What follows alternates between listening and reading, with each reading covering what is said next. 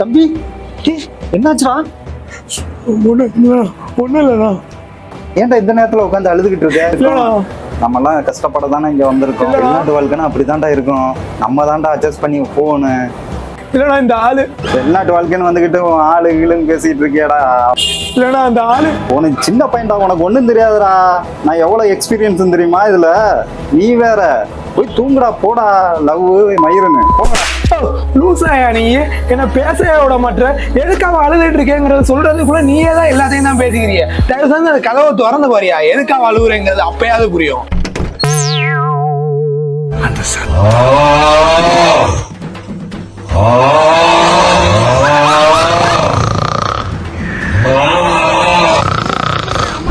Like பண்ணுங்க, share பண்ணுங்க, subscribe பண்ணுங்க.